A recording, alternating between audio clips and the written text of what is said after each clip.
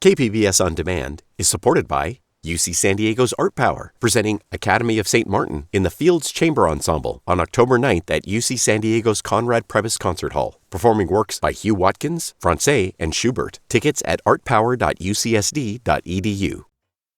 You're listening to KPBS Midday Edition. I'm Jade Hindman. August is Transgender History Month in California. It's a nod to August 1966, when trans women and drag queens protested police harassment at Compton's cafeteria in San Francisco. It was one of the first LGBTQ plus related uprisings in U.S. history, 3 years before Stonewall.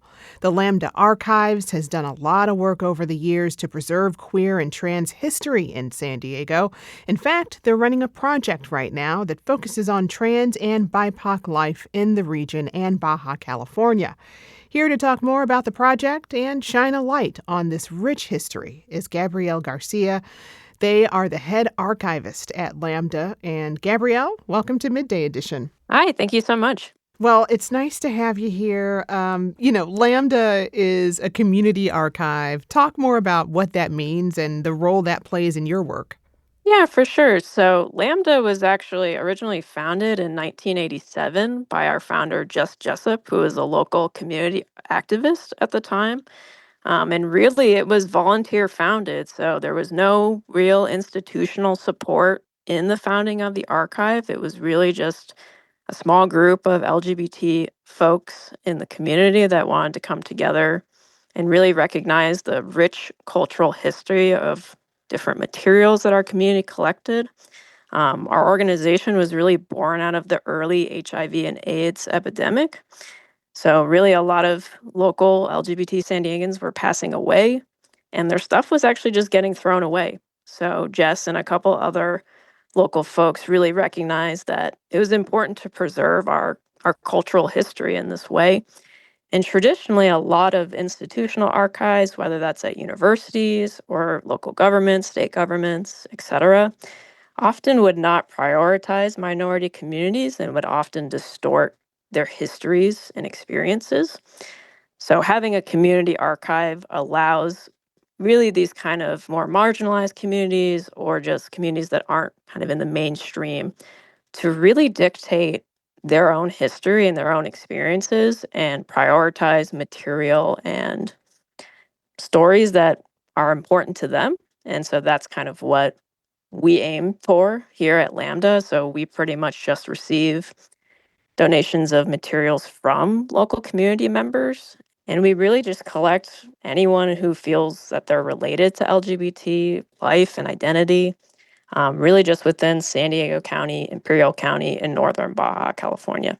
Right. And so this project is focused on digitizing trans and BIPOC history in our region. Tell us more about that project. Yeah, so this is a project that is grant funded through the California State Library's Preservation and Accessibility of California's LGBTQ plus history grant. So this for us, our kind of goal is to help make materials about BIPOC and trans life in San Diego and northern Baja California more accessible for the materials that we do have in our collection. So it's kind of it's a two-phase project. So this first phase is really scanning the material and then also writing the metadata for each object. So metadata is information or contextual information about an object that accompanies it, often when it's published online, so users can have more understanding of what an object is about, where it's from, when it was created, as also enhance the search process for even finding those items as well. It sounds like there are a lot of important reasons to preserve this history digitally compared to other methods. You touched on this, and I really wanted to get into it more because one of the things you're focused on is called reparative description. Talk to me about the importance of that and what it is. Yeah, for sure. So reparative description is effectively how we describe materials, people's experiences in a way that doesn't obscure or whitewash or kind of minimize the harm that has been done to those communities. So I would say historically in archives as well as museums and even libraries, there's always been this attempt to describe things neutrally. Neutrally can mean many things, but oftentimes is reinforcing kind of the mainstream that might be downplaying minority communities. So sometimes, like when we describe something, we might be obscuring the fact that, like, this is racist or this is homophobic or this is transphobic and not directly naming what we're seeing or acknowledging harmful histories that might be there as well. So, what reparative description does is it either kind of iteratively revisits previously described materials and redescribes them. This allows for users and researchers to kind of engage or find the material in a different way. It's also kind of an approach for when we do process collections here at the archive, how we then approach describing them in our finding aids, which are the guides to the collections, as well as in the metadata or the information about the objects. So it's really an effort to try to address and make transparent historical harms and the kind of damage that has caused discursively. So even how something that's written down in a certain way could have tangible consequences for people.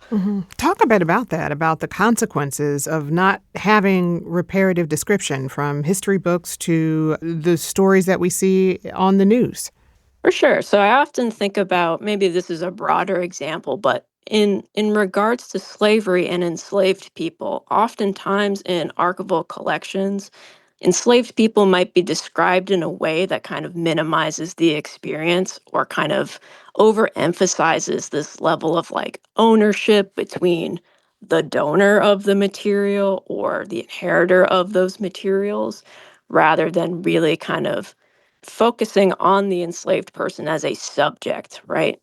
So I think that's really important, again, for navigating such a violent and harmful part of our history that still has obviously very intense consequences today, as well as for things like, I would say, like how LGBT people have been criminalized, as well as, I would say, kind of medicalized. So obviously, homosexuality and transsexuality have been put on lists of like mental illnesses in the past that has since been taken off. So, kind of the language that kind of constructs those identities as something that's either identity or an illness can have a lot of impacts on the tangible lives of those people. So, it's really about how do we kind of remedy harm and how do we kind of set ourselves up so people aren't subjected to those same conditions, but don't forget that we had those at some point before. Yeah. Sounds like just a more honest telling and Mm. archiving of history. And that really underscores the importance of reparative description, I think. Well, to switch gears a little bit here, there's also been a greater emphasis from within the community to uplift trans joy. For example, every April, San Diego Mhm. celebrates Trans Day of Empowerment. Where have you seen instances of trans joy historically? Oh gosh, that's a great question. I would say for me, where I've seen it is, I sometimes will look back at some of the photos that we have that span several decades, whether that's like drag pageants or drag shows where you could see different people enjoying their experience together, or images of group events that people might have hosted, or even photos of protests. I think even that I think can be a source of joy in the sense that it brings community together. So it's been nice to see that. It's been nice to also kind of even explore the history of the Transgender Day of Empowerment here in San Diego, which was founded in 2004 by Tracy Jada O'Brien. I think almost as a response to the kind of earlier development of the Transgender Day of Remembrance, which is a bit more solemn and reflective about the violence that trans people face in this country. And I think that just even in the collaborations that we've done as an organization, that's been a really great way to see trans joy in the present.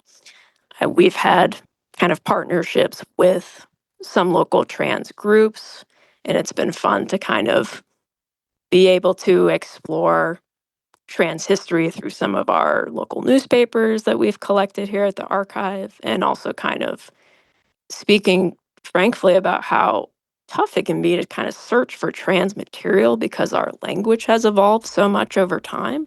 Hmm. And that can make it even hard to find what someone might be looking for because they might be thinking of more contemporary terminology versus other terms that might have been used historically. But I think that that kind of, critical awareness and critical thinking and collaboration and coming together, I think has been a really cool way to see trans joy in the work that I do day to day. Yeah. Often, we hear about how these are unprecedented times, but a lot of these struggles are just a repeat of history. In your eyes, how can the past be used to inform the present better? I think it can really help us understand how to approach the struggle that we're currently engaged in. So, something that I always look back to is really to the methods and the ideas and experiences of those during the early HIV and AIDS epidemic. I think that was a huge explosion of activism and kind of different forms of activism, as well as even going back as far as you mentioned at the very beginning of this segment to the Compton cafeteria riots and uprisings like Stonewall as well.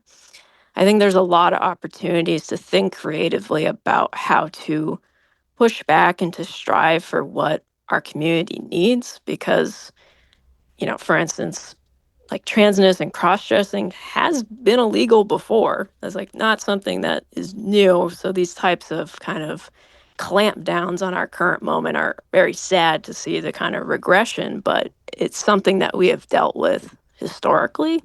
And I think that can be really helpful to inform the present, even as our technology and communications have really changed, obviously, with social media and the internet.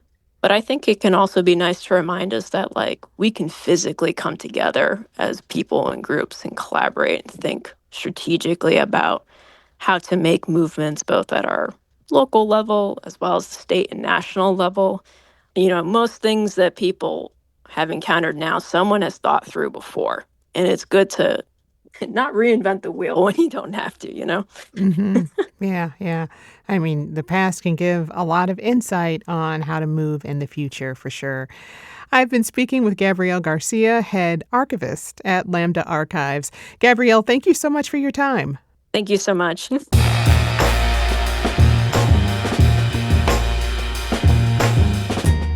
That's our show for today. I'm your host, Jade Hindman. Thanks for tuning in to Midday Edition. Be sure to have a great day on purpose, everyone.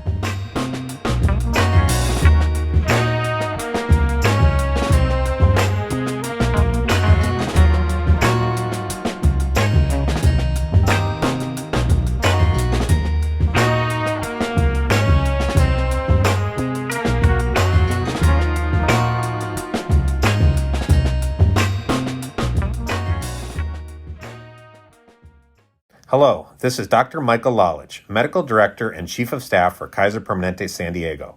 For more than 50 years, San Diegans have entrusted their health care to us. Our care and coverage connect to provide medical care tailored to each member. With our integrated network of primary and specialty care, we work together using evidence-based medicine to help deliver positive results.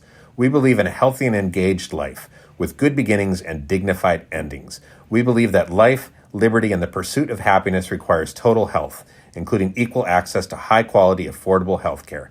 At Kaiser Permanente, our cause is health. Our passion is service. We work to help make lives better. To learn more, visit kp.org/San Diego.